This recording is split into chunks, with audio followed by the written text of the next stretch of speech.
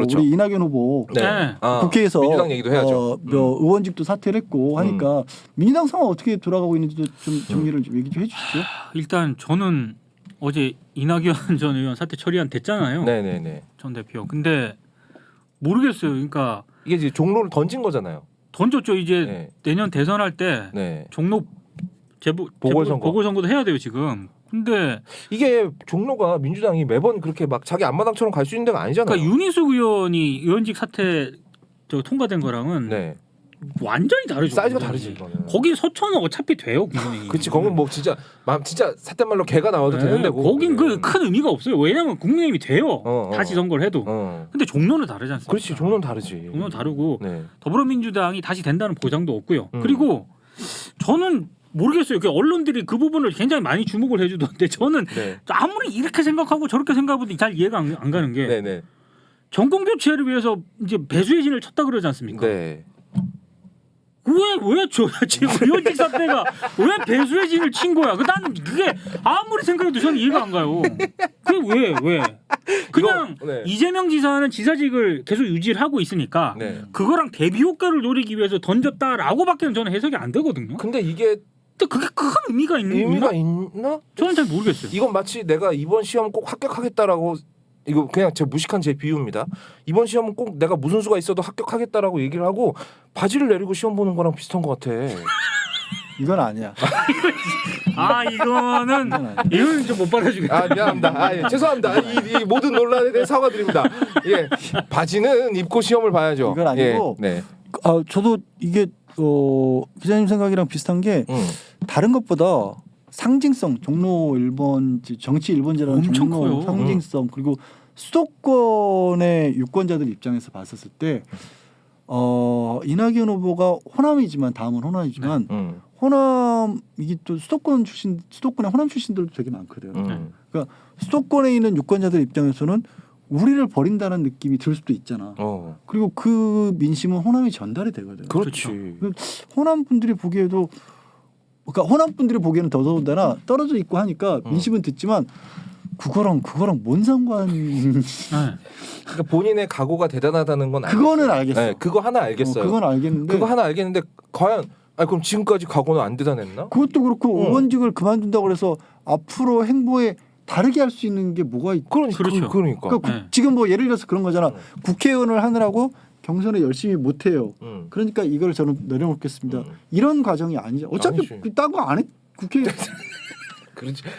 아니 의정 활동을 열심히 하지는 못하셨잖아. 그렇죠. 그렇지. 그리고 그거는 국민들도 인정하잖아. 그러니까 이런 건 지사직 지방자치단체장이기 때문에 얽매이는 부분과 그 비난을 할 수 있어. 지방자치단체장 일 못하고 경기도 일 신경 안 쓰고 자꾸 밖으로만 돌아다니자 이 비난을 할 수 있는데 국회의원한테는 그런 비난 안 하잖아. 그렇지 안 하죠. 어차피 그래 하세요라고 보통 하는데 보통 다 계단으로 생각을 하니까. 그래서 그게 좀 다를 것 같다. 근데 이게요.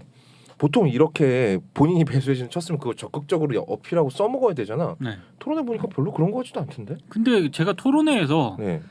이건 정말 그 이낙연 전 대표가 던진 최악의 수라고 생각하면서 동시에 이건 민주당 입장에서는 자폭수다라고 하는 게 그 지난번 백분 토론에서요.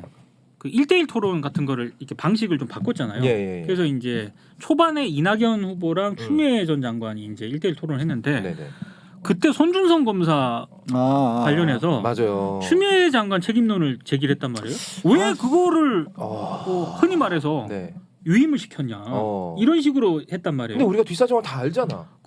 그거는 제가 봤을 때 아무리 민주당 경선이 좀 격화되고 이런 걸 감안한다 하더라도 지금 앞에서 열심히 양지열 변호사님이 잘 정리해 주신 그 핵심과는 아무런 상관도 없고 오히려 본질을 흐리는 그런 공세거든요.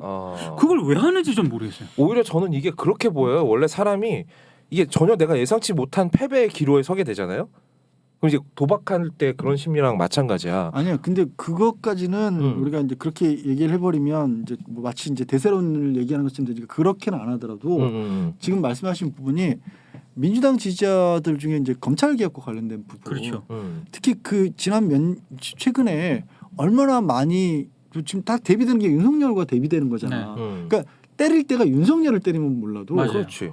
추미애 후보를 때리면 안 되는 거예요. 자꾸 우리 편을 때려. 그리고 검찰과 관련된 부분에서 추미애 후보를 공격해 버리면 당장 뭐 그런 생각도 많죠. 그렇게 막 조 전 장관이 막 수사당하고 재판당하고 이랬을 때 왜 민주당 뭐 하고 있어라는 얘기들 많이 했잖아. 맞아. 민주당 지지자들. 맞아. 근데 거기 와서 그때 그 추미애 당시 장관이 얼마나 고생했는지를 봤는데. 그렇지. 거기다 대놓고 서준성 네가 이렇게 해버리면 나도 정호는 그건 추미애 전 장관 그 아들내미 그 휴가 가지고 얼마나 시비 거는지 우리 다 봤잖아요. 그리고 솔직히 그 흔히 말하는 언론들이 명명을 했잖아요. 추윤 갈등이라고. 네. 그걸 한참 불거졌을 때 어찌됐든 추미애 전 장관은 장관 시절 때 검찰 개혁을 하려고 했었는데 그때 실제로 그런 얘기가 나왔었어요. 민주당 사이드, 민주당 일각에서 그리고 정부 사이드 일각에서 총선, 저 재보궐 선거라든가 이런 거 대비해야 되기 때문에 더더군다나 이게 장기화되면서 이제 이슈 자체를 경제 이슈, 민생 이슈로 바꿔야 된다. 더 이상 이 추윤 갈등 오래 가면 안 된다. 그래서 추미애 전 장관을 일단 정리하고 가야 된다라는 얘기가 분명히 민주당 일각에서도 있었거든요. 그렇죠. 근데 그때 당 대표가 이낙연 전 대표였어요. 근데 그랬던 분이 갑자기 이제 손준성 검사 왜 안 잘랐냐라고 얘기를 하니까 추미애 전 장관 입장에서는 화나죠. 뭐냐 이게 이렇게 되는 거죠. 도와주진 않아놓고. 네. 그러니까